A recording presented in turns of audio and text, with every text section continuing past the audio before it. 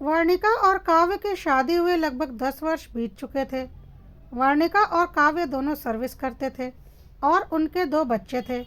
दोनों अपने अपनी नौकरी की वजह से अपने घर परिवार से दूर रहते थे। वर्णिका की सास ससुर दूसरे शहर में रहते थे क्योंकि ससुर जी की भी नौकरी थी और सब अपनी अपनी नौकरी की वजह से अलग अलग रहते थे। वर्णिका की एक ननद सिंदूरा भी थी जो शादीशुदा थी।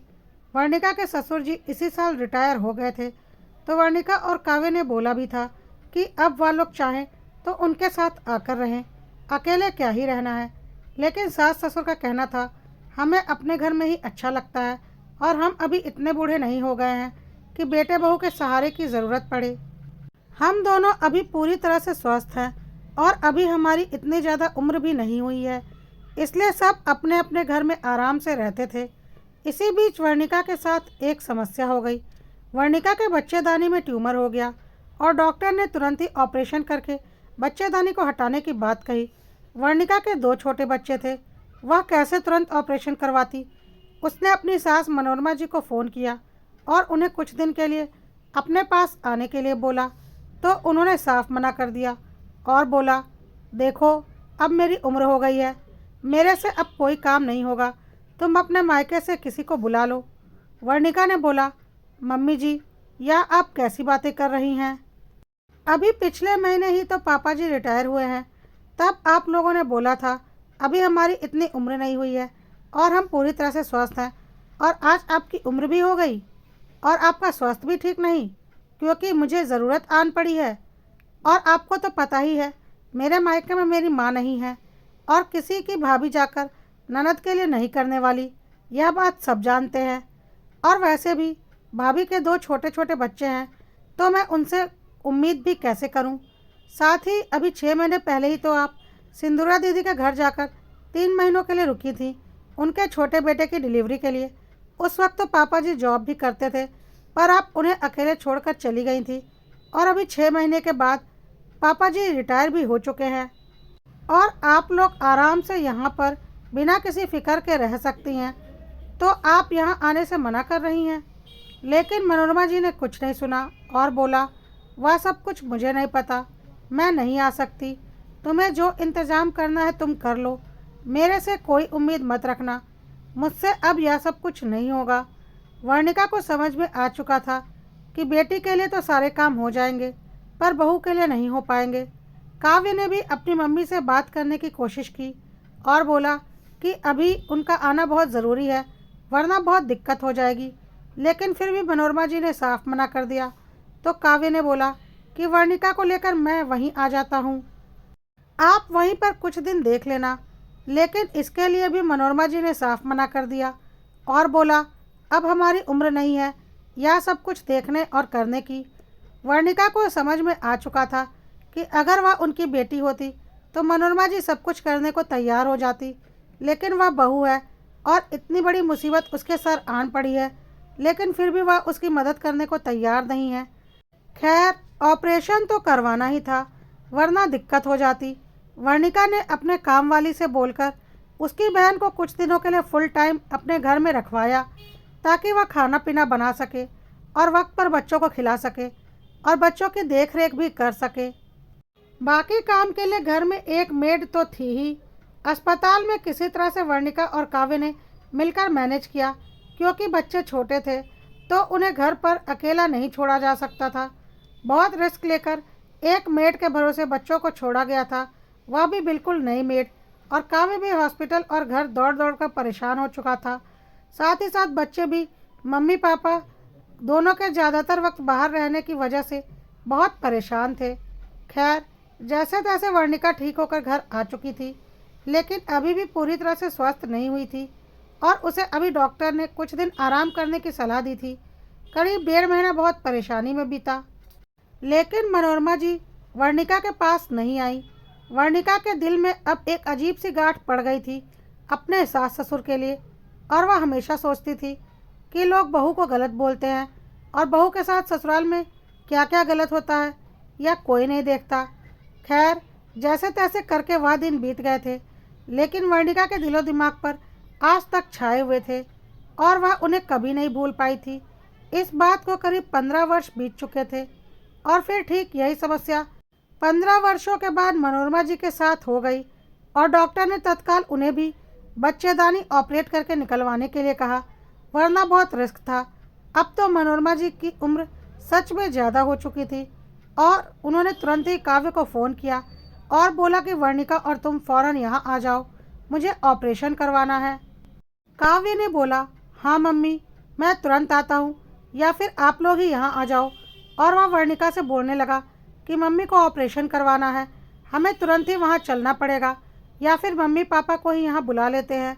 लेकिन वर्णिका ने साफ मना कर दिया और फ़ोन ले लिया और अपनी सास मनोरमा जी से बोला, मम्मी जी, मैं आपकी कोई सेवा नहीं कर सकती और ना ही कोई मदद कर सकती हूँ। आप सिंदूरा दीदी से करवा लीजिए, आखिर उनके लिए भी तो आपने काफ़ी कुछ किया है। उनके दोनों बच्चों की डिलीवरी में आप उनके साथ थी, तो वह आपका इतना तो करेंगी ही। मेरे लिए तो आपने कुछ नहीं किया। मेरे दोनों बच्चे मेरी माँ के रहते हुए थे और मेरी सारी सेवा उन्होंने ही की थी। और जब मुझे बच्चेदानी का ऑपरेशन करवाना था तो आपने साफ मना कर दिया था। उस वक्त तो मेरे बच्चे भी काफ़ी छोटे थे। कितनी बड़ी परेशानी में घिर गई थी मैं, फिर भी आपका दिल नहीं पसीजा था। यह सुनते ही मनोरमा जी ज़ोर ज़ोर से चिल्लाने लगी, बकवास मत करो वर्णिका, तुम इस घर की इकलौती बहू हो और यह तुम्हारा फ़र्ज है और तुम्हें अपना फ़र्ज निभाना ही पड़ेगा। सिंदूरा क्यों करेगी, वह अपना ससुराल देखेगी, ना कि मायका।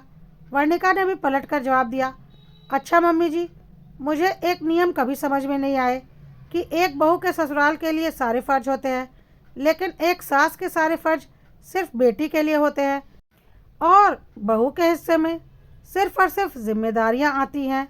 मैं भूली नहीं हूँ मम्मी जी कि आपने मेरे साथ क्या किया था और ना ही कभी भूलूंगी। इस पर काव्य ज़ोर ज़ोर से चिल्लाने लगा और बोला, हिम्मत कैसे हुई तुम्हारी मेरी मम्मी से ऐसे बात करने की। तुम्हें चलकर मेरी मम्मी की सेवा करनी ही पड़ेगी, वरना मुझसे बुरा कोई नहीं होगा। लेकिन वर्णिका भी ज़ोर से चिल्लाई, अभी जो मेरे ऊपर गरज रहे हो और हक जता रहे हो ना, यह आवाज़ और यह हक उस वक्त कहाँ गया था जब मेरे बच्चे बिना माँ के तड़प रहे थे और रो रहे थे और मैं अकेली अस्पताल में तड़प रही थी। और जब यह हक और गुस्सा उस वक्त नहीं दिखा पाए अपनी माँ पर, तो मेरे पर भी दिखाने की कोशिश मत करना।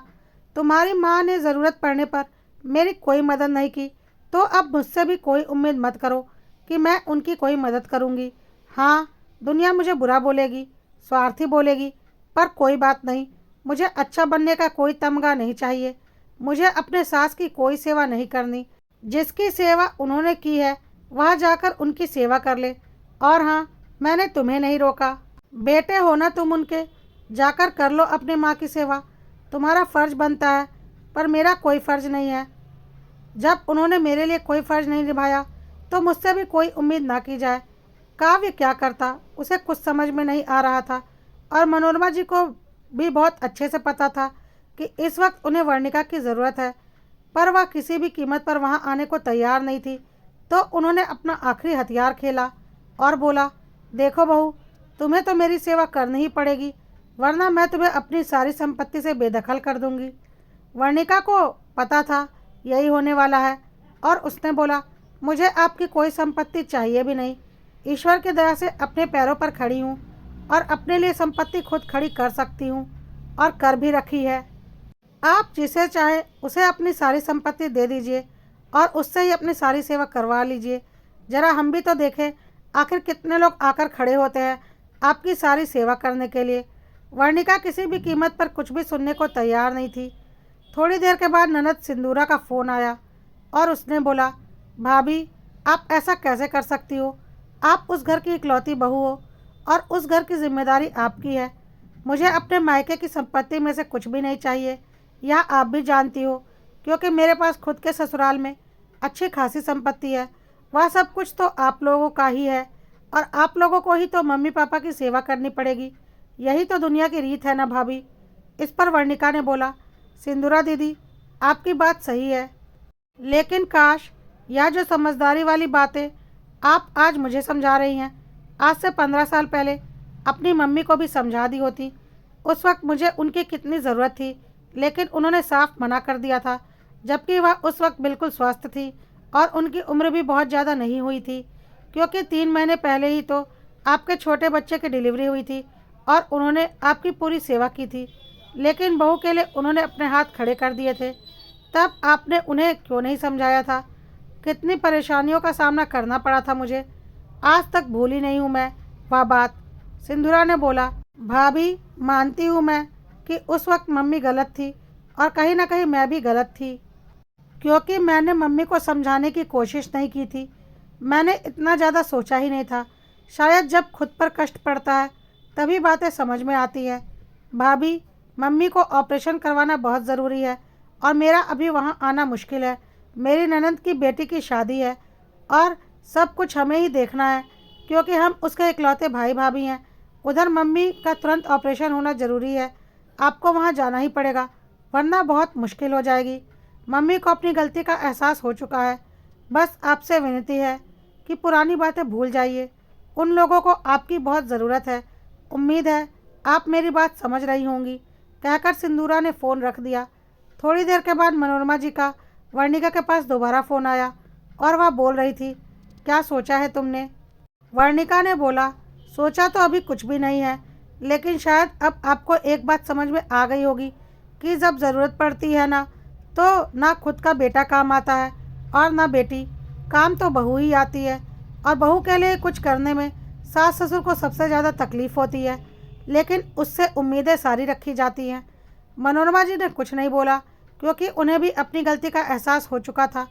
काव्य याचना भरी नज़रों से वर्णिका की तरफ देख रहा था, इस उम्मीद पर कि वर्णिका शायद वहाँ चलने के लिए तैयार हो जाए। काव्य धीरे से बोला, वर्णिका, मम्मी को अपनी गलती पर पछतावा है और उन्हें समझ में आ रहा है कि उन्होंने तुम्हारे साथ बहुत गलत किया था। अब सारे गिले शिकवे भूल जाओ और रिश्तों को एक बार और मौका दो। आखिर अपने तो अपने ही होते हैं। वर्णिका को काव्य से कोई शिकायत नहीं थी और उससे काव्य का दुख देखा नहीं जा रहा था, इसलिए अपना मन नहीं होते हुए भी वर्णिका मनोरमा जी के पास जाकर उनकी सेवा करने को तैयार हो गई थी। मनोरमा जी को भी अपनी गलती का एहसास हो चुका था और उन्होंने सोच लिया था कि जो गलती उनसे हो चुकी है उसे तो वह नहीं सुधार पाएंगी, लेकिन अब भविष्य में ऐसी कोई गलती नहीं करेंगी जिससे उनकी बहू का दिल दुखे, क्योंकि ज़रूरत पड़ने पर अपना बेटा बेटी नहीं बल्कि बहू ही काम आती है और यही सत्य है। दोस्तों, क्या वर्णिका ने मनोरमा जी को सही जवाब दिया या फिर उसे ऐसा नहीं करना चाहिए था और चुपचाप अपना फ़र्ज़ निभाना चाहिए था? कमेंट में ज़रूर लिखिएगा। और अगर कहानी पसंद आई हो तो कड़वा सत्य को लाइक, फॉलो और सब्सक्राइब करना मत भूलिएगा।